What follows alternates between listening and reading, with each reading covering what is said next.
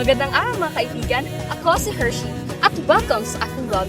Ngayon, samahan ninyo ako sa isang napaka-interesanting paglalakbay.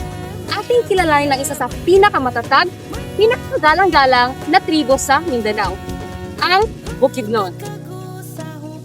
Unahin natin ang mga batas na sinusunod nila at tinatawag nila itong batas na kasinabtan. Ito ay tungkol sa kapayapaan at pagkakasundo. Kapag may alitan, hindi agad sila nag-aaway o gumagamit ng dahas. Sa halip, hinadaan ito sa pag-uusap sa tulong ng dato, ang kanilang pinuno at mga nakakatanda. Layunin nito ay mapanatili ang pagkakaisa sa buong tribo. Mayroon din silang batas ng panaghiusa na nangangahulugang pagtutulungan. Ang bawat isa ay may tungkulin tumulong sa kapwa, lalo na sa panahon ng pagtatanim, pag-aani o sakuna. Ang hindi pagtulong ay itinuturing nilang paglabag sa magandang asal. At kung may nagkasala, may batas ng panalagsa o pagbayan. Bago magpakasal, ang lalaki ay kailangan magbigay ng panlaga o regalo sa pamilya ng babae.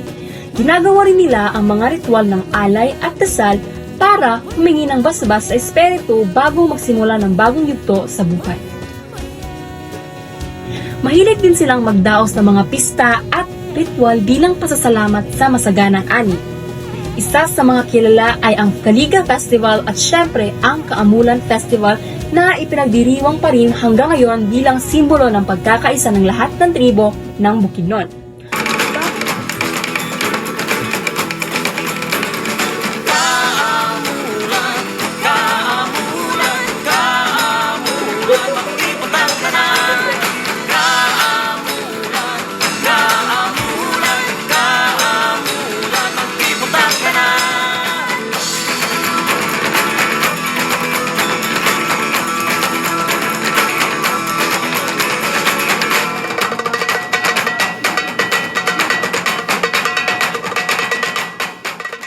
Sa pinakahangahangang aspeto ng mga Bukidnon ay ang kanilang kaugaliang panlipunan.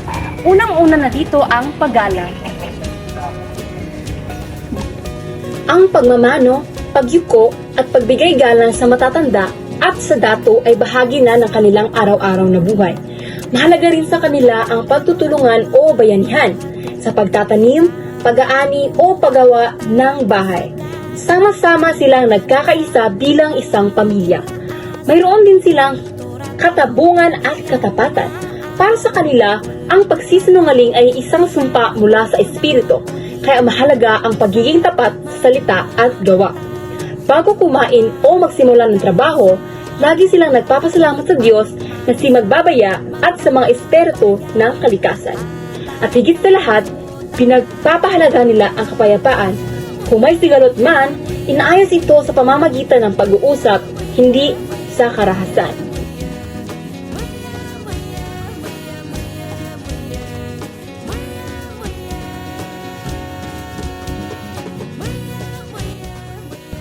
Sa araw-araw, makikita mo sa kanila ang pagkakaisa at pananampalataya sa simpleng mga gawain. Ang kultura ng Bukidnon ay hindi lamang koleksyon ng mga ritual at batas. Ito ay salamin ng isang komunidad na may puso, dangal at pananampalataya. Tinuturuan nila tayo na ang tunay na kapayapaan ay nakasalalay sa paggalang sa kapwa, pagmamahal sa kalikasan, at pagtutulungan sa gitna ng hamon ng buhay. Kaya sana, tayo rin ay matutong mamuhay na may kababaang loob, katapatan at pasasalamat tulad ng mga Bukidnon.